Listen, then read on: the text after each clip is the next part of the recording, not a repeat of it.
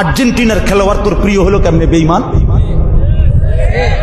এই মুসলমানের বাচ্চা বল বেটা, এখন দাঁড়ায় বল বেটা।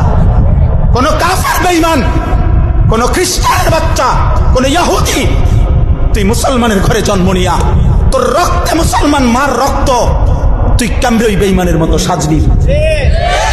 এই বেহায়া বল বেহায়া, তোদের যাদের চুলের কুম বল বেটা, এখন দাঁড়া। ওই বেঈমান তোর পছন্দ হলো কেন? তোর রক্ত ইসলাম নাই বেটা, তোর মা মুসলমান না, তোর বাপ মুসলমান না বেটা, তোর দাদা দাদি মুসলমান না, ওরা সব বোকা, তুই চালাক হয়ে গেছ বেটা, তুমি পণ্ডিত হয়ে গেছ। কোন বেঈমানের অংশগ্রহণ করলা? কেন সাজলা বেঈমানের মতো?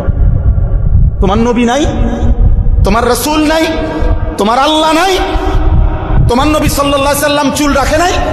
কথা বলে না কেন? আল্লাহর নবীর চুল ছিল কিনা? নবীজির চুল মোবারক ছিল কিনা? তিনি চুল রাখতেন কিনা? তো তিনি কেমনে সাজলেন? এটা আমার পছন্দ হয় না কেন?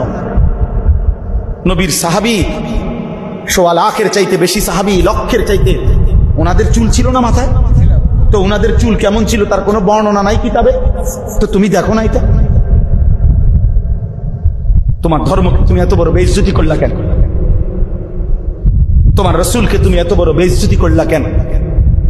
এটা কোনো ইনসাফ হইতে পারে?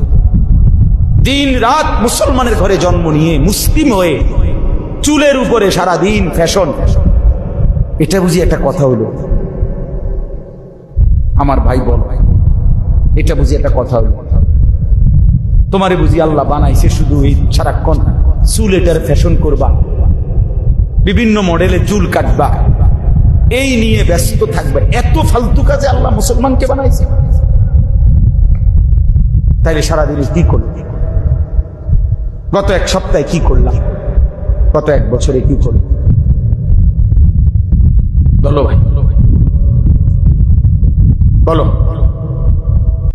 নিজের জন্য ভাবো ভাই, প্রত্যেকের উচিত নিজের জন্য কিছুটা সময় একান্তে ভাবা যে আসলে আমি কে, আমি কোত্থেকে আসছি, কে আমাকে পাঠাইলেন, আমি যা করছি আমার সৃষ্টিকর্তা কি তাই চায়? তিনি যা চায় আমি তা করি কিনা, আমি যা করি তিনি তা চান কিনা? এতটুকু বোঝাপড়া, এতটুকু যদি বিবেকের একটা বোঝাপড়া না থাকে, প্রিয় ভাই আমার, বাস্তবিক অর্থে সে মানুষ হয় না, মানুষ হয়। এর দূর অনুভূতি যদি না থাকে, আত্মবোলা